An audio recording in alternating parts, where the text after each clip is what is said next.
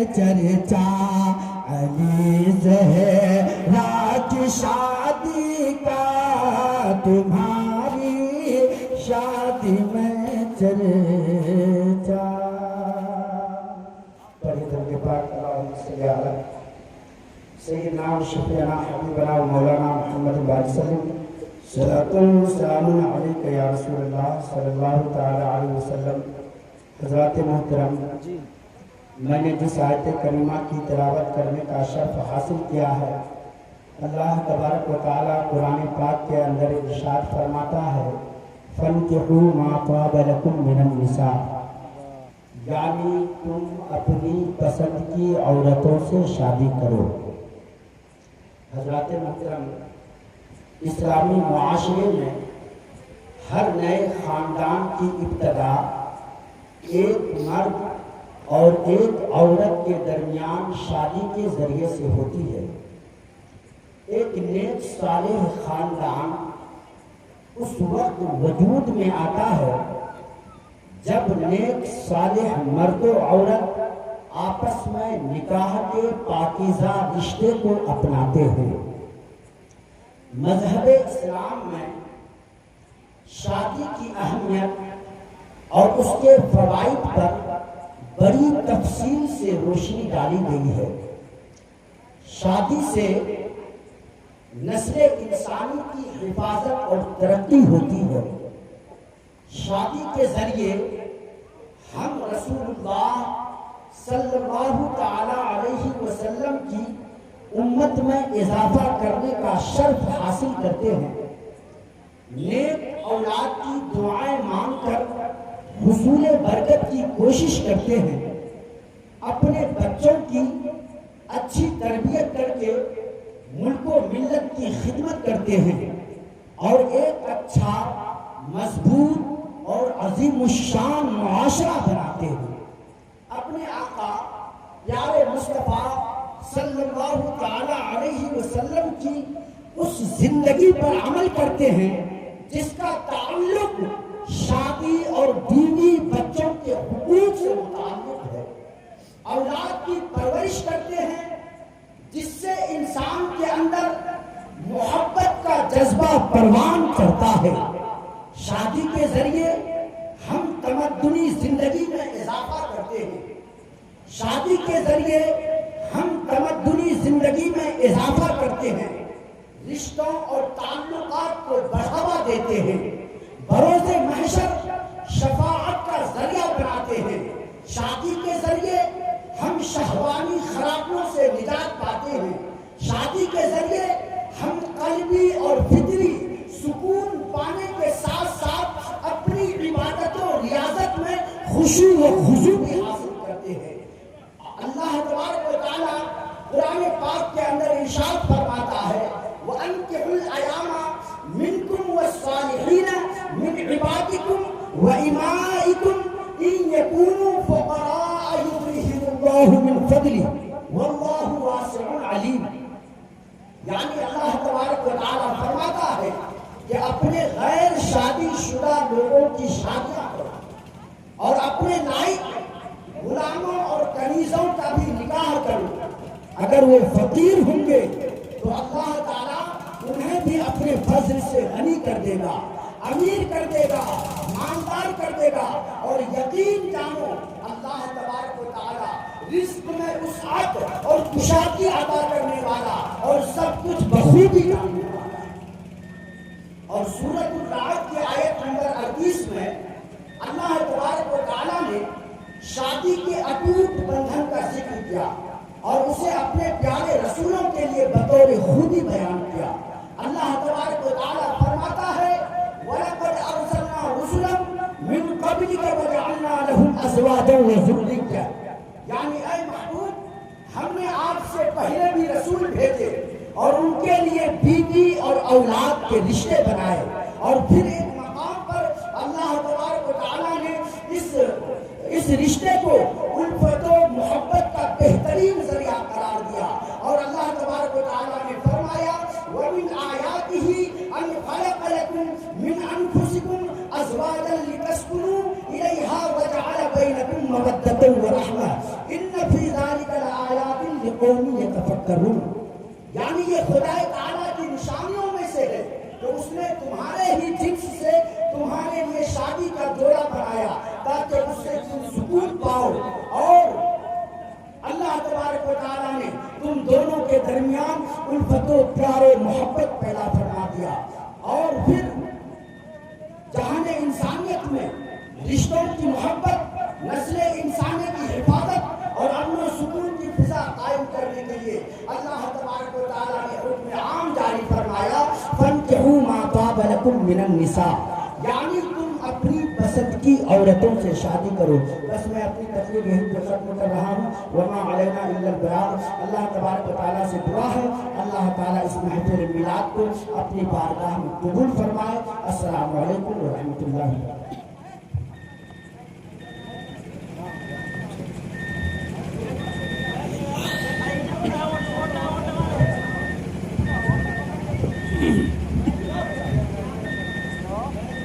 Stage محبت کی تشریف فرما علماء کرام، سامعین بزم، پردے میں رکھ کر سننے والی خواتین اسلام، السلام علیکم ورحمۃ اللہ وبرکاتہ۔ الحمدللہ رب العالمین، والصلاة والسلام علی سید الانبیاء والمرسلین، اما بعد فاعوذ باللہ من الشیطان الرجیم، بسم اللہ الرحمن الرحیم۔ النکاح نصف الایمان، آمنت باللہ صدق اللہ العلی العظیم وصدق رسولہ النبی الامین المتین المبین الکریم، ونحن على ذلك لمن الشاہدین والشاکرین والحمد للہ رب العالمین، آمین آمین یا رب العالمین۔ بعد توحید کے متوالوں، شمع رسالت کے پروانوں، غوث و خواجہ کے دیوانوں، نبی رحمت صلی اللہ علیہ وسلم کے عاشقوں، ابھی میں نے جس حدیث مقدسہ کی تلاوت کرنے کی سعادت حاصل کی ہے، آئیے اس کے متعلق کچھ پیش کروں کہ گنبد خضرا میں آرام فرمانے والے آقا بتاتا حضور نبی رحمت شفیع امت احمد مجتبی محمد مصطفیٰ صلی اللہ علیہ وسلم کی بارگاہ میں ہدیہ درود پیش کیجیے۔ پڑھیے با آواز بلند، اللہم صلی علی سیدنا و مولانا محمد بارک وسلم، صلی اللہ علیہ وسلم علیک یا رسول اللہ صلی اللہ تعالیٰ علیہ وسلم۔ یہ درود پاک ہے، یہ کوئی کھیل نہیں ہے۔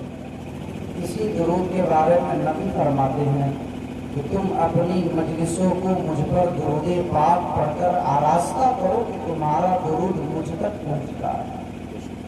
اور ایک حدیث میں نبی فرماتے ہیں جتنے شوق اور محبت کی وجہ سے صبح میں 3 مرتبہ اور شام میں 3 مرتبہ درود پاک پڑھے گا، اللہ تبارک و تعالیٰ پر حق ہے کہ اس کے اس دن اور اس رات کے گناہوں کی بخشش فرما دیں۔ میرے قوم کے اسلامی بھائیوں ذرا غور کیجیے گا، مذہب اسلام میں داخل ہونے کے بعد سب سے اگر پہلی کوئی شریعت ہے، اس شریعت کا نام نماز ہے۔ اگر کوئی عبادت ہے، اس عبادت کا نام نماز ہے۔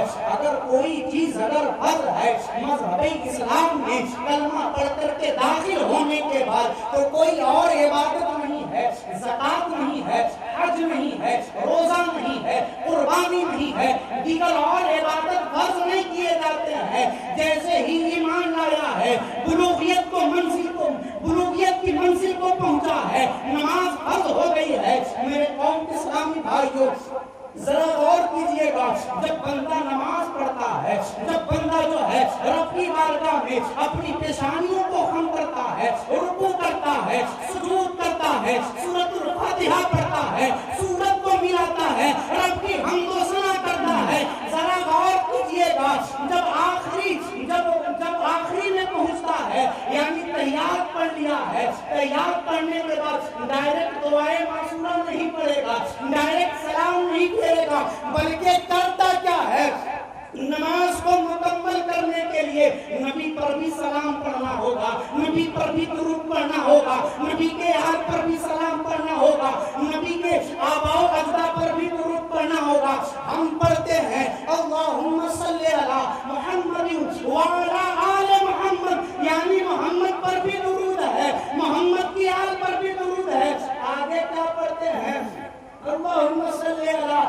محمد وعلى آل محمد كما باركت على إبراهيم وعلى آل إبراهيم. ابراہیم پر بھی درود ہے، ابراہیم پر بھی سلام ہے، ابراہیم کی آل پر بھی درود، ابراہیم کی جو ہے آج پر بھی سلام ہے. تو ذرا غور کیجئے گا، جب سب سے پہلی شریعت، سب سے پہلی عبادت، سب سے افضل و اعلیٰ عبادت جب بغیر درود کے، بغیر سلام کے جب مکمل نہیں ہو رہی ہے، جب مکمل نہیں ہو رہی ہے، تو بغیر سلام اور درود کے ایمان بھی مکمل نہیں. علماء حاضر ہیں، اگر میں غلطی کروں تو یہ لوگ دیرت فرمائی فرما سکتے ہیں.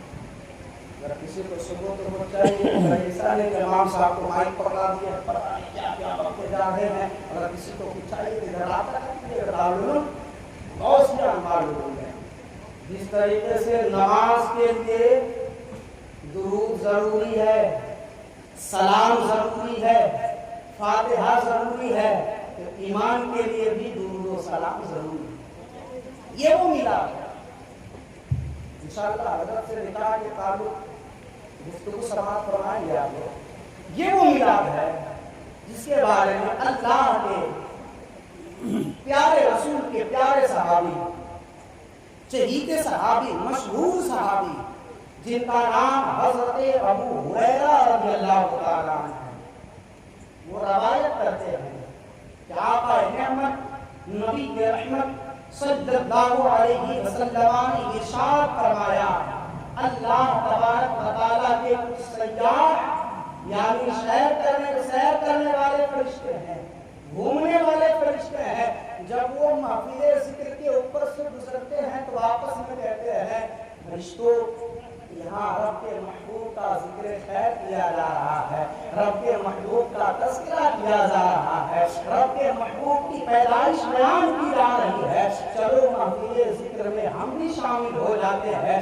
اور نبی کا ذکر کرتے ہیں. میرے قوم اسلامی بھائیو، ابو ہریرہ فرماتے ہیں کہ وہ معصوم فرشتے محفل میلاد میں تشریف لاتے ہیں. جب تشریف لاتے ہیں تو ذاکرین یعنی ذکر کرنے والے جب نبی کا ذکر کرتے ہیں، فرشتے بھی ذکر کرتے ہیں. جب ذاکرین یعنی ذکر کرنے والے نبی پر درود بھیجتے ہیں، فرشتے بھی درود بھیجتے ہیں. جب ذاکرین یعنی ذکر کرنے والے نبی پر سلام کرتے ہیں، فرشتے بھی سلام کرتے ہیں. جب ذاکرین یعنی ذکر کرنے والے اپنی ہاتھوں کو اٹھا کر کے رب کی بارگاہ میں دعائے خیر فرماتے ہیں تو قربان جائیے گا میرے قوم اسلامی بھائیو، حضرت ابو ہریرہ فرماتے ہیں جیسے ہی ذاکرین نے دعائے خیر کے لیے اپنے ہاتھوں کو دراز کیا ہے، رب کی بارگاہ میں اٹھایا ہے، رب کے معصوم فرشتے ان کی دعاؤں پر آمین کہتے ہیں. جب محفل ذکر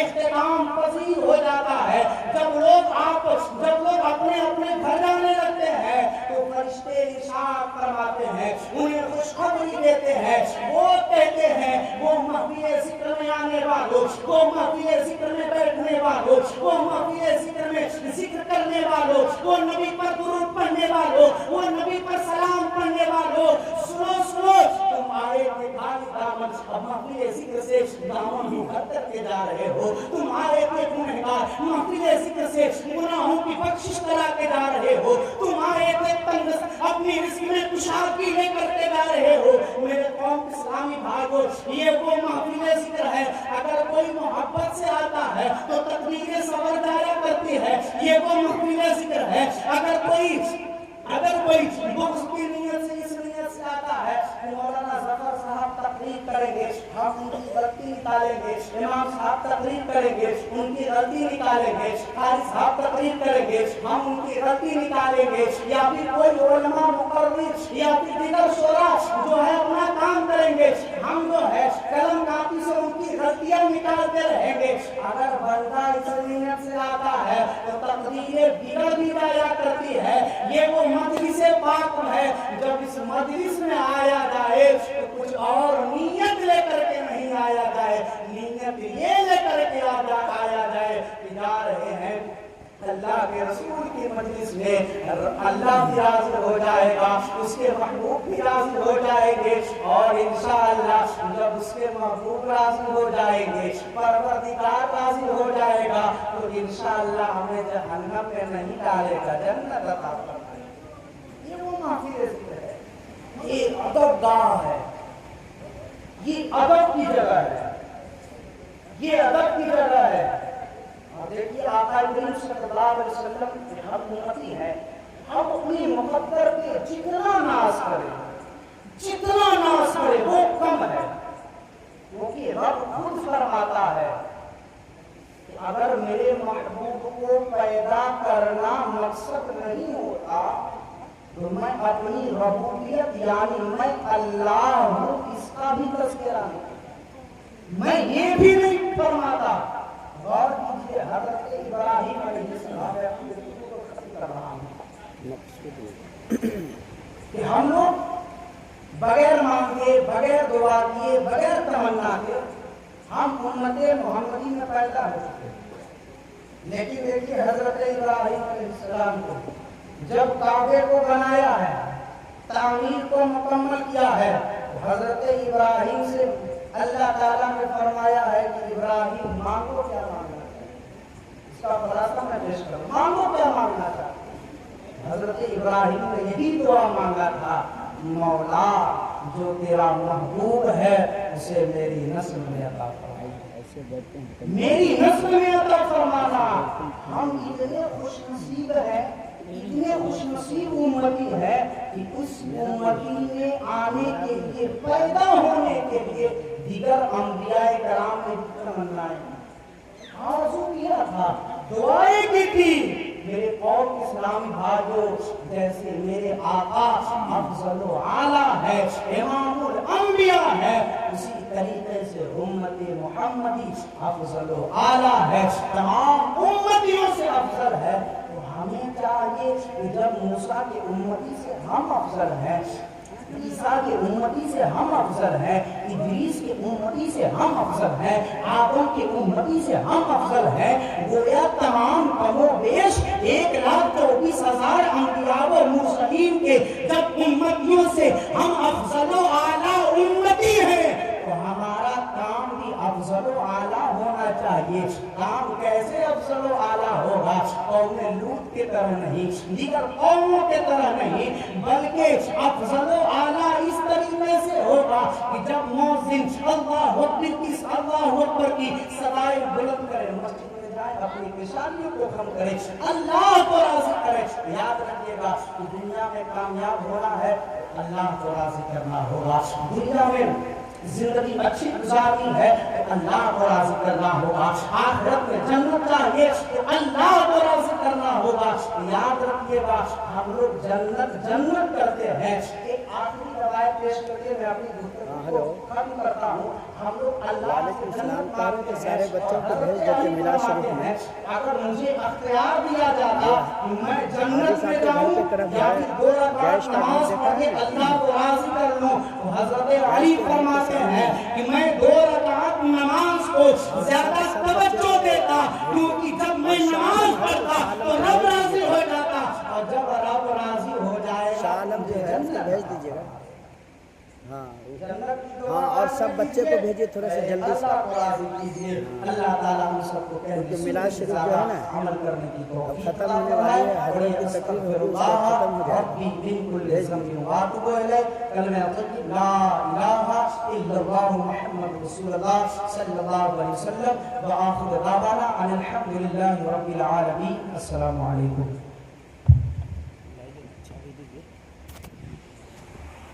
وہاں پر لگا ہے، لائیے نا ہم چل جائیں گے۔ ہاں